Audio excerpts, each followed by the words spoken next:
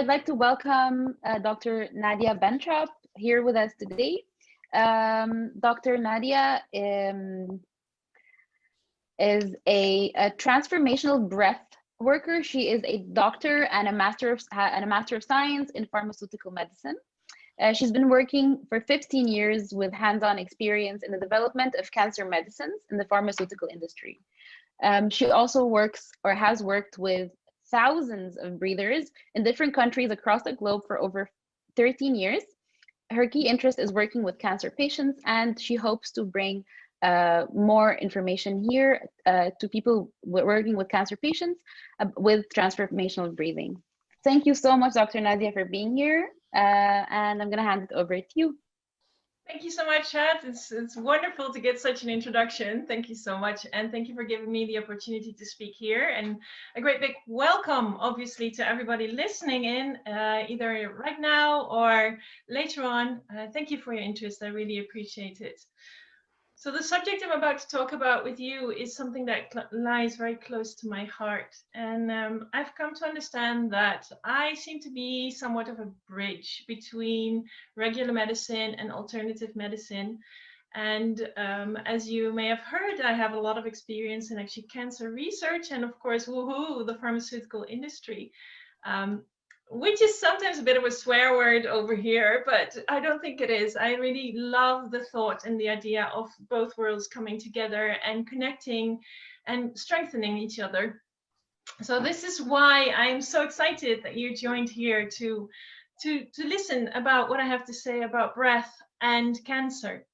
And so just before we start off, I wonder if we could have just in the chat a little check-in here. Let's just see who of you has either had cancer or has cancer right now, or knows someone who has or has had cancer. Just, either raise your hand or just write in your chat, go yes. I'd just love to hear from you and see how many people actually are acquainted with, the phenomenon of cancer. And so I'm getting a lot of yeses. Thank you for sharing. I really appreciate that a lot. Yeah, some people very close, I can see. Fathers, mothers. Yeah, I'm just going to give you some more a chance to give some more answers. Thank you so much. And so this is actually really the reality. And this is also one of the reasons why I'm giving this presentation, because I really would love for people to understand how important this is. Cancer happens and occurs an awful lot. And this is why I've started working. Sorry, I'm fiddling about with my computer here, so I'm looking away a little bit. So thank you for joining here again. And my aim here is to tell you a little bit about what research has said about the role of what I would say breath, or actually oxygen, and emotions in cancer. And so I wouldn't be a real breath worker if I didn't actually have something to say about the role of oxygen in cancer. I will actually speak to that a little bit, but to be brutally honest, I actually think that the other subject about the role of emotions in cancer is far more interesting. So let me just share my presentation with you. So my plan for this hour is to have a talk for about half an hour, which will be rather theoretical. Bear with me here. And make notes if you want, if you're interested. And after that, I'm going to be leading you in a short breath practice where you will actually be learning a few tricks and tips about how you can help yourself at home with breathing, which also can already set you off. Obviously, if you want more in-depth knowledge, I do offer other things, but that's for later. So I was going to share my screen with you, and let me just check if the screen comes up for you now, and I believe so. Shad, can you give me a nod? Yes, all good. Perfect. Excellent. Thank you so much. So I don't need this introduction anymore because Shad did a great job. Thank you so much. And so what my plan was for today is to just speak slightly about some facts about the breath. Obviously, because I'm a breath worker, I think it makes sense to start off with that. After that, I will talk about some facts about cancer. And the little poll we just did already shows us something about how current cancer is in our world today. So this will give us a bit of a scope.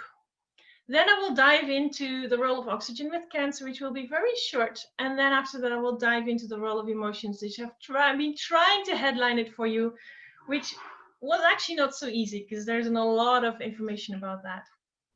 After that will come breath practice. And of course, obviously, after that, there will be some time for you to ask me questions if there's anything that you need to know. So yeah, there we go. So let's just check in about some facts about breath. And some of them are no-brainers, but I thought I would write them down anyway. So the first one is actually this. So we know that we can survive 40 days without food. We can survive for 3 days without drinking, and we can survive for 3 minutes without breath. Now that in itself, I think, is already quite interesting. It says something about the hierarchy of breath in our survival. And so usually when I have an audience that I can see, I'll have people raise hands about, who is actually conscious about their food. And then usually half the group or more will raise their hands. And then I'll ask who's actually conscious about what you drink. So let's say vitalized water or things like that. And then again, some people are also interested in that. And then usually when I ask about their consciousness about their breath, most of the hands actually go down. This says something about the emphasis we give to certain aspects in our daily life. And I think that it's the wrong way around. If you were to ask me, I think we would be far better served if we would just spend some minutes per day with our breath rather than with our food and drink, even though those are obviously also very important. So thank you for listening about the breath, because this is hopefully going to help you a little. A large part of our daily energy is dependent on oxygen. There are some percentages named. I cannot honestly say that I can endorse those. Some people say 80% of our energy is actually dependent on oxygen. I'm not sure about that, but I do know that oxygen is very important for us as mammals. And so breathing by default is really important. So depending on what kind of research you look at, approximately 90% of the westernized population uses only about 30 to 50% of their breath capacity. And I think that's rather shocking, because it's not enough, is it? So if you were just using only 30% of your breath capacity, and this includes sports, yeah, so these research actually measured people also when they were sporting. I think there's a lot to be gained with better breath behavior. So let's just check in with how we breathe. So first of all, about 1 in 10 persons experience symptoms of a dysfunctional breath. That's 10% of the whole world population. And then we also know that a dysfunctional breath pattern is related to decreased emotional well-being and decreased adaptability to stress and demands of our environment. So if we learn to breathe in a way that's beneficial to us, we can actually cope with stress a lot better. And some of you may probably already know that. So the question I'm just going to ask you in general is, how often are you conscious of your breath? And I don't need you to answer, but it's just a little check-in for yourself. And so just check in with yourself right now. How are you breathing right now? Are you breathing in your belly or in your chest? What's the rate of your breath? Is it easy or is it fast? Difficult? So just that awareness will already help you become more aware of the role of breath in your life. Thanks for playing with me. So I came up with this quote. So I came into this quote somewhere and I loved it. So I just want to share it with you. And it says that every 24 hours, we inhale at least 1 molecule of the air, which everyone who ever lived on this earth before us has ever breathed. And so to me, I love that quote because it shows me that everything is connected. Our ancestors and us, we are connected through our breath because we are all just breathing the same air. Isn't that wonderful? I think that's wonderful. So anyway, let's head into cancer. So this is just a little start off about the breath, and now the importance of cancer. So I'm just going to run some numbers by you so you understand what the scope is of cancer worldwide. So we know now that cancer is one of the leading causes of mortality and morbidity in the world. And so we know that we have had about 18 million new cases in 2018. These are the most recent numbers that we have from the WHO. And these have raised from about 14 million in 2012. The number of new cases is expected to rise by about 70% over the next few decades. And cancer right now is already the second leading cause of death globally, coming very shortly after cardiovascular disease, so heart disease.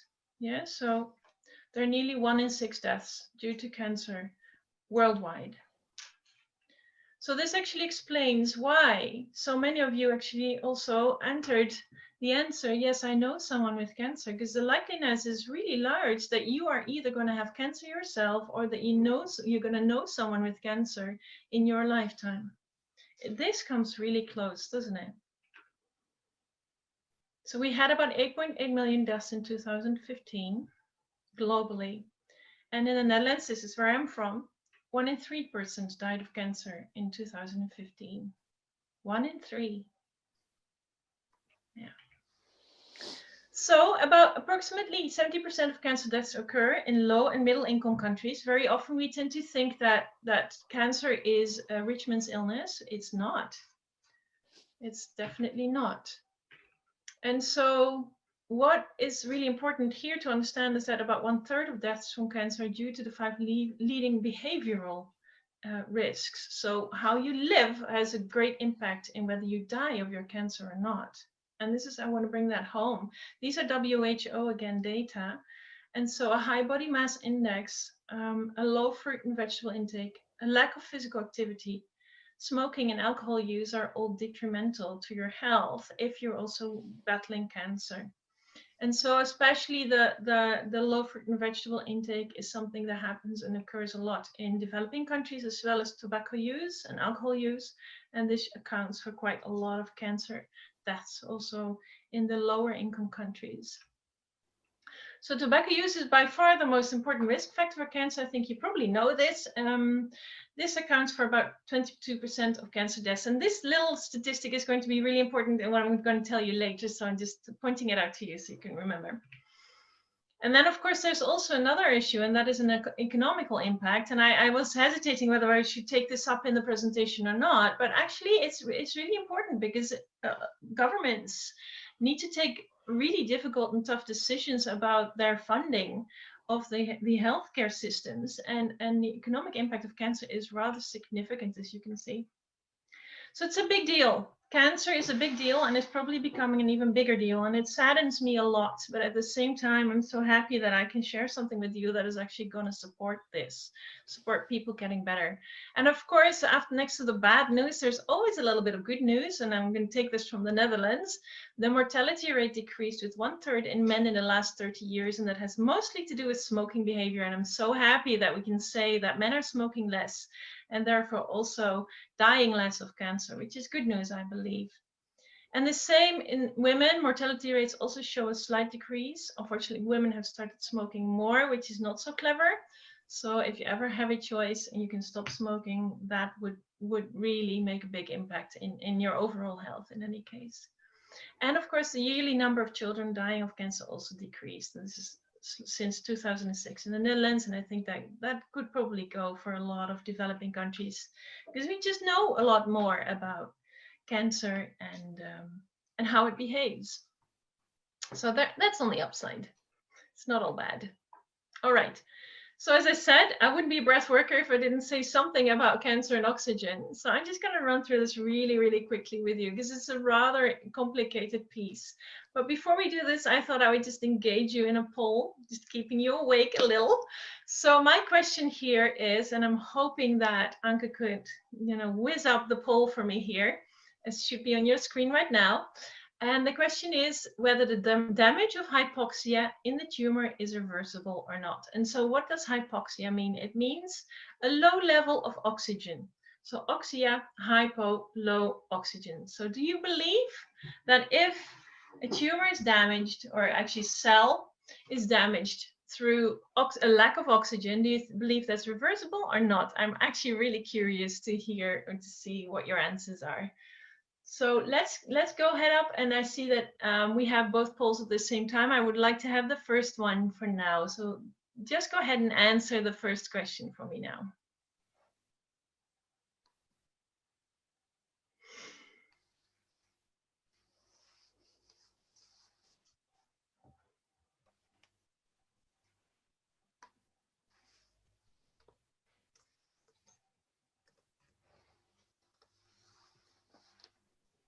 So I can see that quite some people are not receiving the poll, but answers are coming in. And I can see that a lot of you are actually have been typing in false. Makes me kind of happy. So there we go. I'm not sure if we have the results of the poll in already. So we have 23 people who answered within the poll, 26. Excellent. Yeah. And so what are the answers? It's 15% for true, 58 for fails, and 27 for I don't know. Well done on the I don't knows. Thank you so much, because it's not easy to say that, and we won't be rating you. Don't worry. I'm so happy that you're honest in saying that you don't know. So here, this gives me a reason to be able to give you the answer, actually. So thank you very much. The poll can go now. And I just listed a few pieces of research that I dug up. And to be honest, it was a huge stack of research that I dug up some years ago. And I just listed some of them that I feel are really important. And one of them is actually the first one in 1931. Otto Warburg already won a Nobel Prize about something to do with cancer metabolism. And interestingly enough, it got shoved away by the development of DNA by Watson and Crick. And with them actually finding the DNA, all this information got lost. Whereas now, actually, in cancer research and development, we're coming back to this notion because we're starting to find that the only thing that actually links every single type of cancer in the body is a certain type of metabolism, which means that cancers actually succeed in growing when there's not a lot of oxygen around.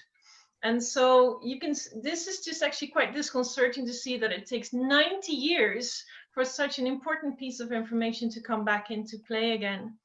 And so I will not linger here a lot because I'm with an eye on the time. I really want to make sure that you have your breath exercise as well. But I would like to zoom in on this piece of research from 2016 by Dr. Lambrechts. Whereas actually last year there was a very interesting Nobel Prize won also in medicine, everything to do with oxygen in cells, but that is for later. So what did Dr. Lambrechts or Dr. Tien Point, because he was actually the one who really did the research, Dr. Lambrechts is the professor. They did a piece of laboratory research which I want to share with you. They researched the role of oxygen shortage on growth speed of cancer. And how did they do that? They did that in two ways. First of all, they used cancer cell lines. So these are petri dishes. And they exposed them to oxygen shortage, all sorts of different types of cancer, and some positive controls. And that in itself says that it was a very good piece of research. And then they had a mouse model, which they implanted breast cancer into, where they created hypoxic areas, so areas that had very low oxygen in it. And what they found was this. They found that the cancer cells who were exposed to oxygen shortage, that cancer cells have changed in such a way that the gene which should take care of the death of faulty cells does not activate. So the tumor suppressor gene, for those who know about this, was inactivated in a big way. About 50% of all tumor suppressor gene was limited in cancer cells. So this actually shows you that the cancer grows when there is very little oxygen around, contrary to healthy cells. So normally when there's little oxygen around, cells will wither and sometimes will die. Cancer cells are doing the opposite. And what I found really, really interesting about this piece of research is that this effect turned out to be reversible. When they reinstated blood flow and oxygen flow to the tumors in the mouse, they actually showed that the tumors stopped growing. So there is something really interesting happening there, which I think we should follow. Now, of course, there's a bit of a danger. This was a laboratory research, and of course, obviously, a mouse is not a man or a woman. So we do need more research in that, but I think it's definitely hopeful. And it actually provided the missing link for me to link breathwork with cancer. And that actually allowed me to start working with cancer patients almost full time now with my breathwork. So indeed, the result of the poll, or actually the correct answer here, is that the damage of the tumor by hypoxia is indeed reversible. So the answer was false. So well done for you who knew that, and hopefully for those who didn't know that, maybe a little bit wiser right now. So this is actually one of my clients. I promised I would share some of the experiences of my clients. She wishes to remain anonymous, so her name is not Saskia, just to be sure. And she had what we call a triple negative breast cancer, which is pretty much the worst diagnosis that you can get in terms of breast cancer, because these cancers do not react to chemotherapy very well. She went to through chemotherapy, she had an operation, and she had 3 weeks of daily radiotherapy where she was breathing every day. I actually had her do that because I know that works. She had no skin rash due to the radiotherapy at all. And for those of you who know about radiotherapy, that is huge because the skin rash in itself can be rate limiting for the treatment. So that was already huge. She basically, it wasn't easy, but she went through it quite well. And at the end of our work together, I usually work with my cancer patients for about 3 months. She said the following. She said, I feel better now than last year where I did not know I had cancer. I wouldn't go back to that for 1 minute. I'm just going to allow that to sink in a little. Someone actually having seen that her cancer was a gift for her, which I think is incredible. And I get to witness that by a daily basis. And that makes me so fulfilled as a doctor. No, thank you for allowing me to share this with you. And this is my other, she's a colleague and she is a breath worker and she also had breast cancer. She's free from breast cancer now since 2013. And she says it became easier to accept and I could remain in contact with my body more easily whilst breathing as she was going through a grueling process with her cancer. She said I could keep the helm in my own hands, stay close to myself and look faithfully into the future. During the tough times when I went through with my cancer, she had to, I'm not going to give you the details now, that's for another time, but she had to go through a lot of very tough decisions there. So I was amazed to see her go through it. She was so light, it was incredible. So that's what breathwork can do. And this brings me to what I would call a missing link in cancer treatment. And these are the emotions.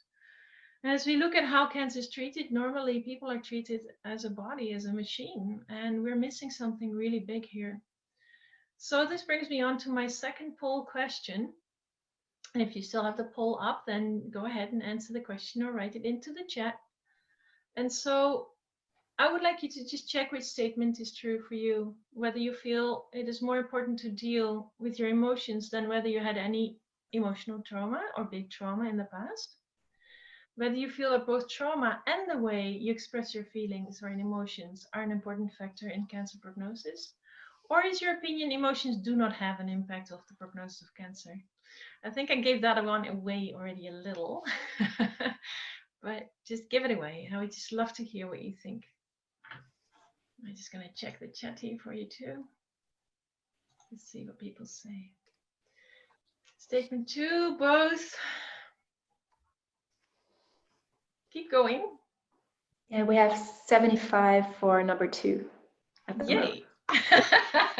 That makes me happy. Thank you so much. Yes, indeed. Both past and traumas in the past and the way you express your emotions are really important to your prognosis of cancer. I'm going to show you how this works. First of all, some numbers again. Oh, here's a statement. Sorry. A problem is never solved on the same level as where it originated. Someone said this to me and I thought it was lovely. So if we have a problem at the body level, then maybe we would be doing well to actually start looking at another level on how to solve it. And to me, I think it's mental and emotional. So let's look at some numbers first. So when we look at what happens to people when they've gone through their treatment, we find that 1/5 of cancer survivors have post-traumatic stress disorder after all clear declarations. So the doctor says you're healed, it's done, nothing the matter with you, and 20% of patients actually have PTSD. That's pretty serious, I think. We know that now, and this is from research upon research upon research, there have been many, many meta-analyses. I almost fell off my chair when I saw how much research there was. And I was wondering why nobody ever teaches us this as doctors. And I realized why. All this information is in the psychology journals. So the doctors never get a chance to see it. So we know now, and this is unequivocal evidence, that stress is definitive for cancer progression in growth, in the level of metastasizing, so spread of cancer, the chance of death, and the duration of survival. So how you deal with stress is really, really important. We know that 1/3 of cancer patients reports having depressive symptoms during diagnosis, which I totally understand, and that 1/4 is eligible for the diagnosis of what we would call major depression. So this is a big deal. About 25% of cancer patients would be given the diagnosis major depression if we would give it the attention it needs. And you know what? People aren't treated for that because the cancer needs to be battled. And I think that's a really big missing link. We're really missing something very big here in general medicine. I have clients who aren't offered any psychological therapy at all, or are given the advice, yeah, just ask us for a psychologist if you think you need it. And I'm thinking, so how do you know when you need it if you're depressed? Tough stuff, this. So we know that emotions have deep effects on the nervous system and the immune system. So I just summarized that huge heap of research that I found for you. And again, if you want to know more about this, keep listening to the end and you'll hear how you can find out more. So breast cancer by far shows the largest association with stress of all cancer types, but many other cancer types also have an association with stress. And this one I love to bits because it really ties it in with my work. Women with breast cancer who found meaning in their experience with cancer had less cancer involvement in the lymph glands. So finding meaning in your experience of having cancer is meaningful on a physical level. Wow. They did research in men with prostate cancer. They checked whether the ones who were optimistic and who could express their anger actually had what we call a better natural killer cell cytotoxicity. Natural killer cells are cells in the immune system. They are like the first guard, and they should label all the cells that are not well, so they can be disposed of. And so men who are optimistic and express their anger well actually doing much better on that front, have a better and more active immune system. And people and men who were up for prostate removal due to cancer, there were two groups. One group was given breath exercises before their surgery and the other not. And it seems that the ones who were breathing before with their diaphragm actually had an improved immune system function after their operation. So people who were depressed, who had liver cancer, had less natural killer cell activity and a shorter survival. Women with ovarian cancer who experienced social isolation had what we would call more angiogenic growth factors in the blood, which is a marker for tumor growth, and more cancer growth in animal models. So social isolation is also detrimental to your physical health. And women who reported greater stress after surgery had a diminished cellular immune response. So there is a huge tie to how we feel and how our immune system works. And in tidying up cancer, we really need our immune system. There's a piece of research that I love a lot, so I'm just going to hone in on that one a little bit more. And this research was done quite some time ago, but it doesn't make it less meaningful. They actually interviewed the whole group of inhabitants of a Yugoslavian village with a questionnaire, and then checked what people died of and how that correlated to how they worked, how they dealt with their emotions. And they actually have this term called rationality and anti-emotionality score. So if the score is high, it means people are suppressed in their emotions, mostly aggression. So they found that people that are actually not very capable of expressing their emotions had a 29 times larger chance of dying of cancer compared to people who were successful in expressing their emotion. Yes. Usually this is when I hear wow. So I have to do without, but I'll just imagine the wow here. People had 4.3 times larger chance of dying of ischemic heart disease, 6.5 times larger chance of dying of stroke, and it reduced actually what we would call a smoking lung cancer association. So this emotional expressiveness has a larger influence on the occurrence of other cancers and heart disease than smoking. So remember that smoking had an impact of 22% on cancer mortality. Not being able to express your emotions, and especially anger, has a bigger impact than that. All 38 lung cancer deaths occurred in those with high RA scores, so people weren't able to express their emotions. So obviously this was huge. They also found that long-lasting hopelessness was independently associated with cancer. So a whole list of research started after that, people trying to find out whether they could replicate it, and they found out some more. That also anger was associated with heart disease. And so the research extras showed, and again, meta-analysis upon meta-analysis, so really strong evidence. Cancer patients had significantly higher scores on the rationality anti-emotionality questionnaires than healthy volunteers and students. There is something about cancer patients making it difficult for them to express their emotions. They found that extremely low anger scores have been found in many studies with cancer patients. And they found that it's mostly the suppression of anger that is a role rather than the non-existence of it. So the difficulty in expressing emotions, and again, there it is again, attitude towards helplessness and hopelessness is thought to be an important psychosocial factor in cancer initiation and progression. So in women, they found a direct relationship between suppressed anger and early mortality for all causes, heart disease and cancer. And here we go, and I find this pretty amazing. There is evidence that suppressed anger can be a precursor for cancer development. And this is the first time that we actually see in research that somebody dares to say something about the origin of cancer. So before, all the research was about the growth and progression and metastasizing, etc. And here are a couple of researchers that actually say, yes, suppressed anger could actually come before coming into existence of cancer. And I think that's a big deal. And it says something about how we work in our society, about how we suppress our emotions, and that is not a good thing.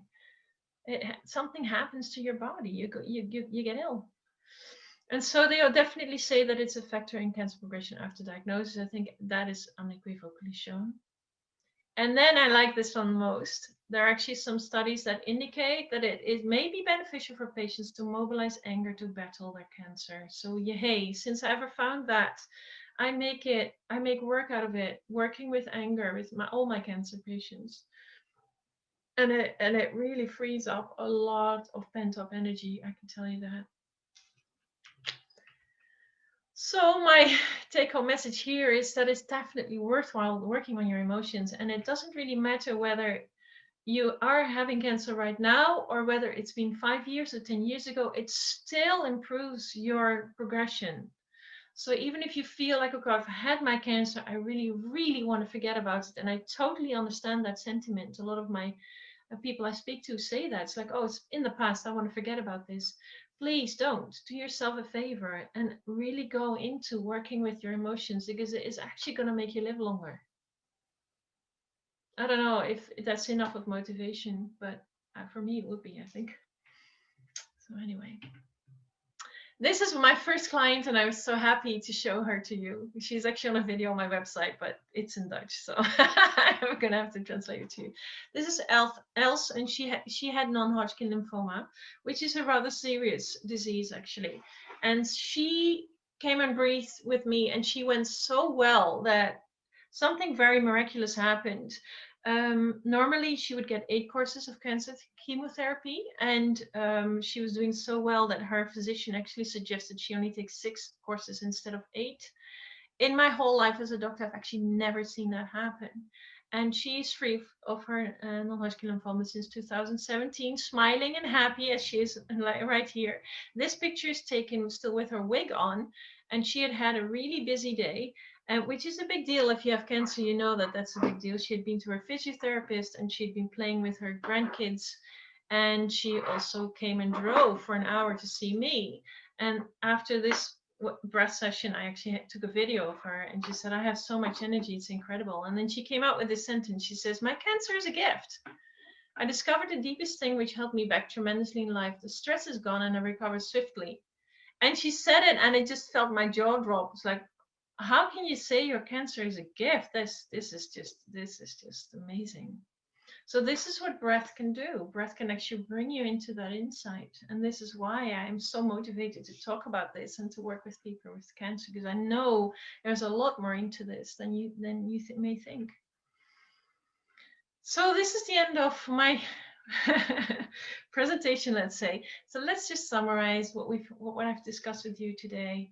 So we know that the number of new cases of cancer is increasing worldwide. We also know that the number of people dying of cancer is decreasing, which is good news. We know that breath influences the autonomous nervous system. We know that breath influences the immune system. And we know that cancer grows faster in conditions with low oxygen levels, other than normal cells. We know also that this phenomenon is reversible by adding oxygen.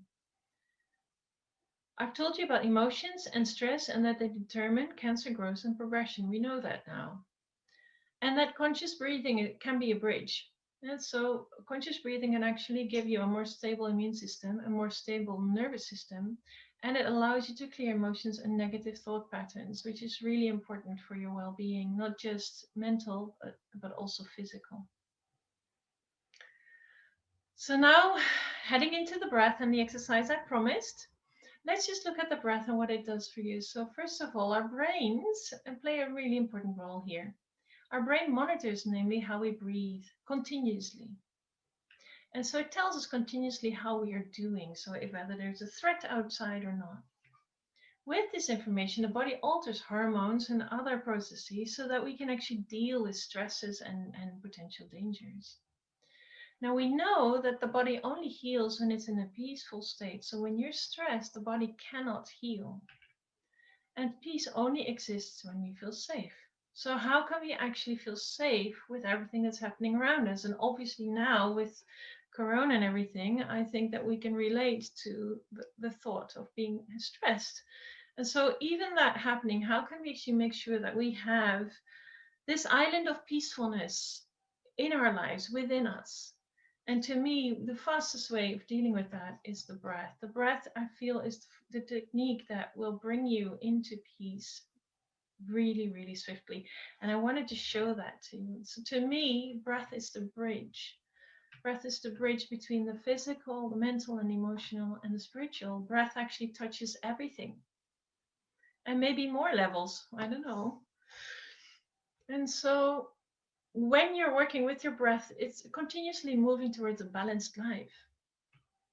And so I wanted to share with you something that we actually developed together with my colleagues at the scientific committee of the International Breath Foundation, which is a worldwide organization for all the breath workers. And we call it the art of breathing, just to make clear, because there's so many different types of breathing, just to make some clarity in how you can divide them. So first of all, we have the awareness techniques, and these are techniques where you actually don't change anything with your breath. So you just observe. So meditation would be a very good example, or mindfulness or Zen meditation, for instance, where you just observe what's going on. That in itself already creates peace. And the second is the R for art, which is what we call regulating techniques. And regulating techniques basically is a way to breathe to get to a certain goal. So either to create more energy or to create more peace. And so yogic breaths do that a lot. Physiotherapy, heart coherent breathing, or the Wim Hof method, for instance, the Iceman may be known to you. So these are what we would call regulating techniques. And then the third category are what we call transforming techniques. And these techniques actually allow you to dive into your subconscious mind and to clear out what's in there. So this is what I would call process work. And so transformational breath, that's the technique that I know of and work with, is one of them. But you may know rebirthing or holotropic breath, and there are many other different types of breath that do something similar, but most of them are all derived from one of these three types. So I want to hone in on the transforming technique, because to me, the transforming technique is really the bridge between the physical, with its effects on the nervous system and the immune system. It even gives you an enhanced detoxification, which creates more vitality, energy, and a better health. In itself, already really very helpful when you're having and dealing with cancer, more energy. The second layer it actually addresses is what I said, the subconscious mind, the mental, emotional. So basically that level where all our gunk is stored, that we believe and think it doesn't exist, but it actually does. And it actually creates a lot of trouble for us if we don't watch it. So if you start clearing that, you can create a more positive mood, a more balanced life. You're triggered less. And again, here, understanding the message of the illness, finding meaning. When you clear that, it actually allows you to connect more with the spiritual part of you that it was always there, will always be there, and basically you cannot even put a dent in it. And it creates inner peace. If you know that that peace is there, it basically makes everything relative that you're experiencing here in life. And it allows you to be in your power and know who you are. And then with that, actually choices come, what it is that you want, what is correct for you and what is not. And so that latter part is something you need to experience. I can talk about it, but it won't mean much for you until you've experienced it. So what I thought is I made up an exercise where we'll be addressing all these three. I'm just going to go back up here. All these three different techniques. So I was going to start with you with a regulating technique, which is heart coherent breathing. And so what we'll be doing in a minute is you'll be breathing, as I say, so 4 counts in and 6 counts out. This will actually allow your nervous system to calm down, for you to come into peace. We will do that for 3 minutes. You can close your eyes when we do that because I will count for you. Yeah, so I'm going to make it easy for you. I'm going to put on some music and you just breathe 4 counts in and 6 counts out. I will just go in and out. After that, the music will change a little and I will actually lead you into transformational breath for 3 minutes. Not to worry, it won't give you a lot of process, but it will allow you to experience what transformational breath actually does for you. And then after that, we will have 3 minutes of just total quiet, where the only thing you need to do is just be aware of your breath. Just feel what your breath is doing. You think you can do that? Yeah, so the most and the important thing here, the key here is to breathe from your belly. And that is sometimes more difficult than you think.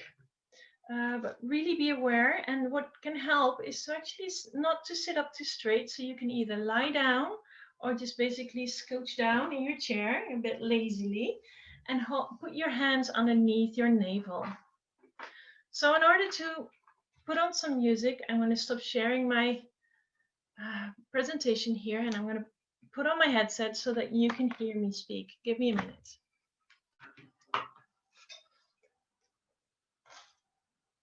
So, all goes well. You can hear me now? Yes, we can hear you. All clear. Perfect. Thank you so much. And so why don't you just go ahead and just close your eyes and I will bring up some music for you now. So go ahead and then put your hands on your belly underneath your navel. Let's still take a deep breath in and out to start. Good. Why don't you just go ahead and breathe in gently now. And let go. Good. And breathe in again.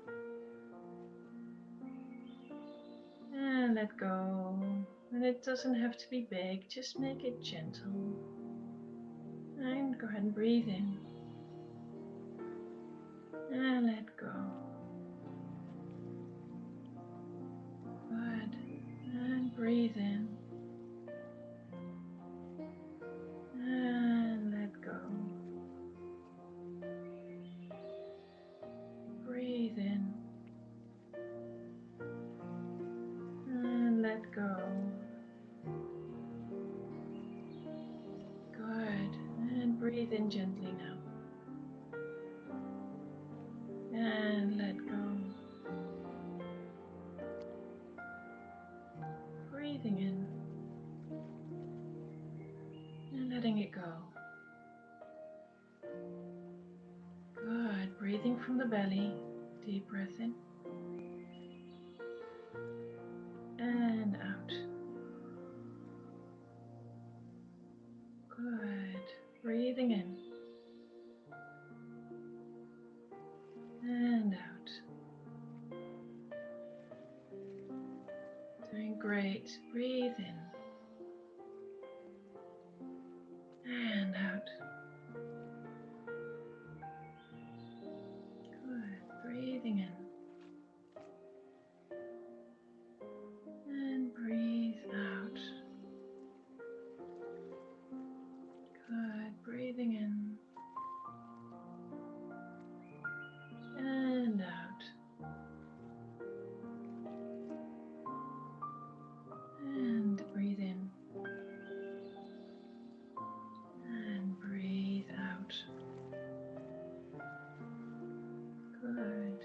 Breathe in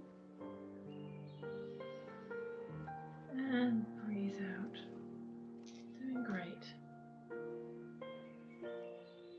So now we're going to gently make the transfer to transformational breath. So just keeping your eyes closed. I invite you to open your mouth and then start emphasizing the inhale. It doesn't have to be big, but you're just breathing in for 2 counts roughly. And then you let it drop as a sigh out. And then you connect your breath. This is a connected breath, so no pauses between the in and the exhale coming from the belly.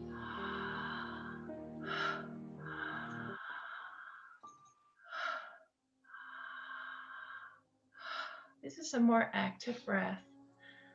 Really relaxing the exhale, letting the exhale fall. Inhale is active.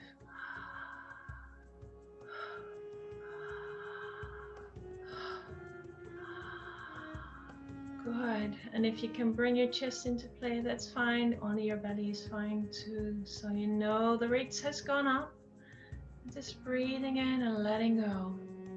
In, loose. Good. In, loose. Make it circular.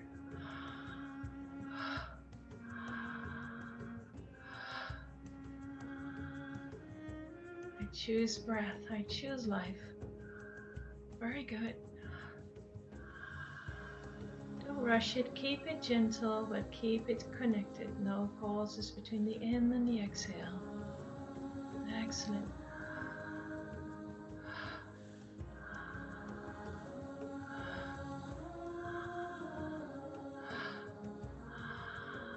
Doing well. Maybe that you become a little bit dizzy. Don't worry about that. Don't get nervous. It's okay. You may feel something in your body. Just let it happen. Just observe and continuing to breathe.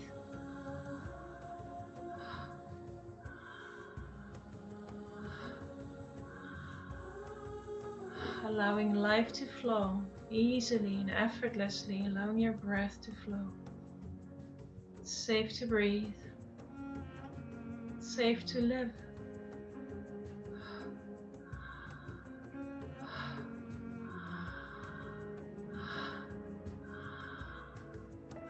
Good, good. Keeping it coming from the belly. Excellent. Just a little bit longer.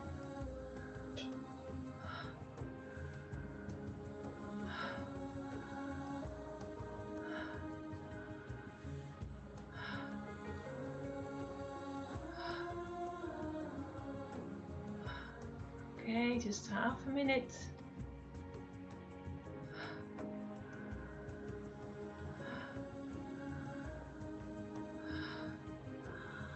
Allowing life to come in. To breathe in is to receive all good that is on a grace for you now.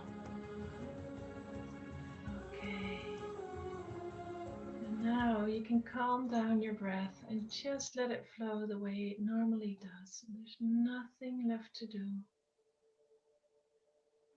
Just receive all good that is on a grace for you now.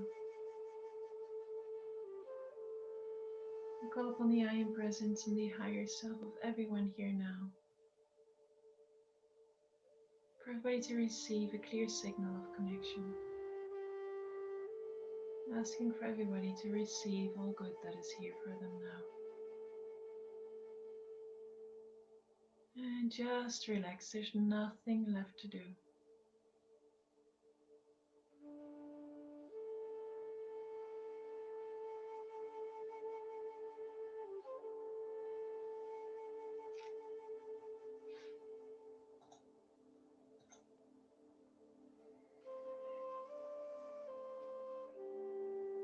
Just relax and just observe.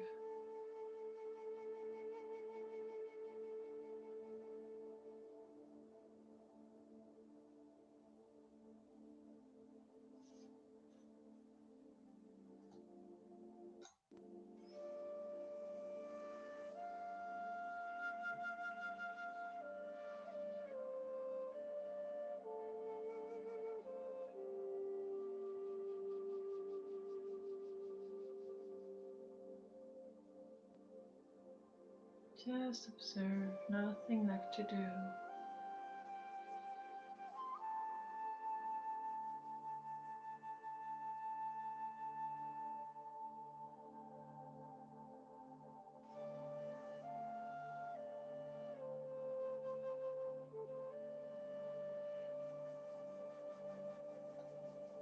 Okay.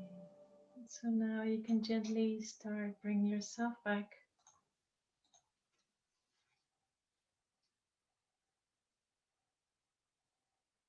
And just take a deep breath. Go ahead and open your eyes.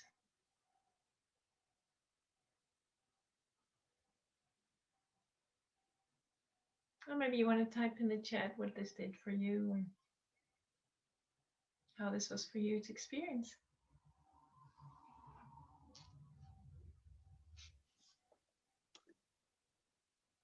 So Roshni is saying, I feel so awake.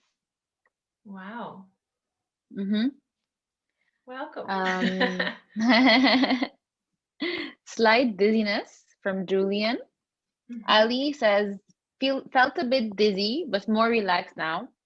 Excellent. Bonnie says, hugely calming, energized with deep peace. Definitely a state change. Calm but alert. Oh my God, tear flowing from all the way, but at peace now. Wow. So much So for many incredible allowing yourself to comments. experience this. This is what the breath can do. I really have nothing left to say. Thank you so much. This was really an incredible practice. Honestly, I felt the dizziness myself, and it was very, very powerful for me. And your presentation was amazing and so insightful. And I'm going to share it with people. I actually wanted to ask you a question. If you work remotely with people, or does it have to be in person? Now, in person is better because it allows me to do body work. But due to COVID, we've actually started working online, and it's incredibly powerful. That's amazing. Yeah, yeah. Great. So that's an option we have now, which is pretty amazing, thanks to Corona. Yes. We have a couple of questions. Maybe we can take one. Sure. We have someone asking about non-Hodgkin's lymphoma. If you have any data on that. Anything specific? That was the question. Perhaps they should contact you in person and have a more just in-depth. to email me, so we can work it out together. Yeah. Great. That's Julian. And we have two people asking about anger. They're asking, how do they know if they have suppressed anger that they're not aware of? And how do you work with patients on that? How to work with patients is a whole different ball game. So basically, that's what I do in my masterclass. I actually teach people how to do that. How to know? Well, usually I ask my clients, so what is your relationship with anger? And usually the answer comes, I don't really get angry at all. And then you know something's up, because everybody has anger. So that could be a good Yes, for you. of course. Yes. Thank you for that. Okay, so I think we have to wrap up. Yeah.